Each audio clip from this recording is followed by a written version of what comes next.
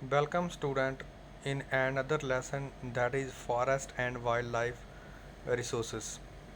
तो आज मैं एक नया जो टॉपिक है वो शुरू करने जा रहा हूँ, forest and wild life resources.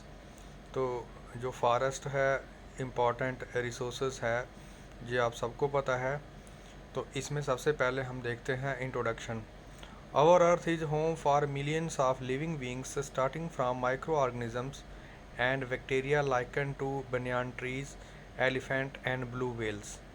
तो हम सभी को पता है कि हमारी जो अर्थ है वो लाखों करोड़ों लिविंग बींग्स हैं, जो जिंदा चीज़ें हैं, जो माइक्रो ऑर्गेनिजम्स हैं, बैक्टीरिया से लेकर लाइकन से लेकर बनियान ट्री, एलिफेंट और ब्लू व्हेल से पूरी जो अर्थ है वो उसके ऊपर जो लिविंग ऑर्गेनिज्म रहते हैं। Flora and fauna in India. अब जो फ्लोरा है और फोना है इंडिया में, उसका पूरा ये इंफॉर्मेशन दी गई है। फ्लोरा क्या होता है कि जितने भी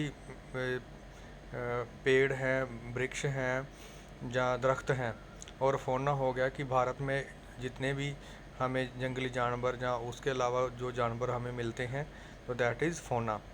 India is one of the world's richest country in terms of its vast area of biological diversity। तो हिंदुस्तान में, भारत में जो है बहुत अलग अलग किस्म के जो पशु पक्षी हैं, वृक्ष हैं, पेड़ हैं, वो हमें मिलते हैं। एंड है nearly 8% of the total number of species in the world. और दुनिया के जो 8% जो स्पीसीज़ हैं प्लांट और एनिमल के, वो हमें भारत में मिलते हैं। At least 10% of India recorded wild flora and 20% of its mammal are on the threatened list. और अभी तक जितने भी भारत में हमें वाइल्ड फ्लोरा और मैमल्स मिलते हैं, जो 10% है उनका वाइल्ड फ्लोरा जो है, जो वहाँ पर पेड़ जहाँ दरख्त हमें मिलते हैं, जहाँ घास मिलती है, और 20% जो मैमल है वो थ्रेटन लिस्ट है। मतलब उनकी जो पॉपुलेशन है, उनका जो नंबर है वो दिन ब दिन जो है कम हो रहा है। मतलब वो ख़त्म हो सकता है अगर हम उसकी जो डिस्ट्रक्शन को रोका नहीं गया। Many are categorised as critical that is on the verge of extinction like the cheetah, pink headed duck.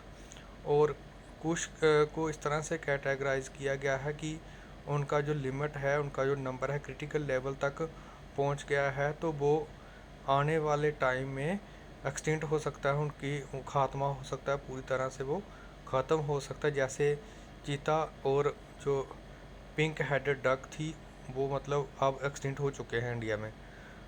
Next है normal species, species whose population level are considered to be normal for their survival. अब normal species वो species होते हैं जिनका जो number है वो normal है, मतलब उनके सर्वाइवल के लिए, सच एज कैटल, साल, पाइन, रोडेंट एट्सेट्रा। मतलब कैटल में आगे आगे आपके दरख्त जैसे साल हो गया, पाइन हो गया, रोडेंट जैसे चूहे इसमें आते हैं, गिलहरियाँ आती हैं। तो इनका जो नंबर है नॉर्मल है, ना कम है ना ज़्यादा है, जो नॉर्मल नंबर में है। नेक्स्ट आता है endangered species. These are the species which are in danger of extinction. तो अब इंडेंजर्ड स्पीसीज़ वो स्पीसीज़ हैं जिनका जो नंबर है वो एक्सटिंक्शन, उनकी एक्सटिंक्शन हो सकती है, वो ख़त्म हो सकते हैं आने वाले टाइम में, अगर उनका जो शिकार है, उनका जो उनको मारा जाता है उनके हड्डियों के लिए, चमड़ी के लिए। तो जैसे उनमें आता है ब्लैक बक हो गया, क्रोकोडाइल हो गया, इंडियन वाइल्ड एस हो गया, एक्सेट्रा।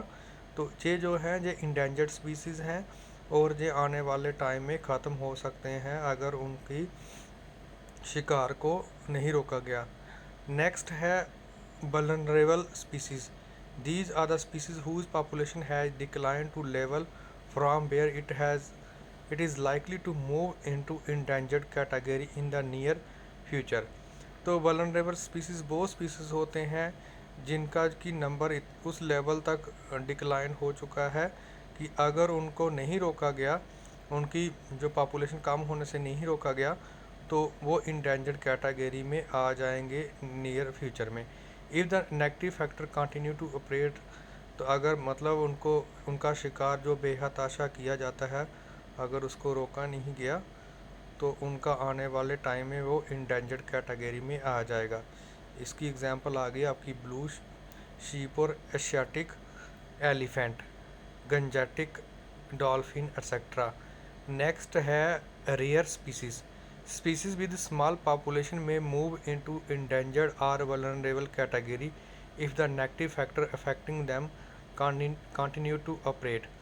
तो रेयर स्पीसीज़ वो स्पीसीज़ होते हैं जिनकी पॉपुलेशन बहुत कम है और वो इंडेंजर्ड कैटेगरी में या वल्नरेबल कैटेगरी में आ सकते हैं अगर उनका जो नेगेटिव फैक्टर है जो उनकी पॉपुलेशन को कम करता है अगर उसको रोका नहीं गया। जैसे रेयर स्पीसीज़ में आएगा हिमालयन ब्राउन बियर, तो ये हमें सिर्फ हिमालयन एरिया में मिलेगा और इंडिया में भारत में कहीं और नहीं मिलेगा। इसी तरह से वाइल्ड एशियाटिक बफेलो वो भी भारत में ही मिलेगी, डेजर्ट फॉक्स और हॉर्नबिल एट्सेट्रा।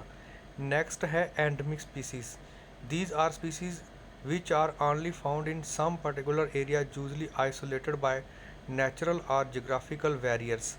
तो एंडेमिक स्पीसीज़ क्या होता है कि जो किसी खास जगह पर पर्टिकुलर जगह पर ही मिलता है और जो बाकी वाली जो एरिया होता है जियोग्राफिकल एरिया वो कट ऑफ होता है। जैसे हम देखते हैं जो कंगारू है, कंगारू सिर्फ आपको ऑस्ट्रेलिया में मिलेगा।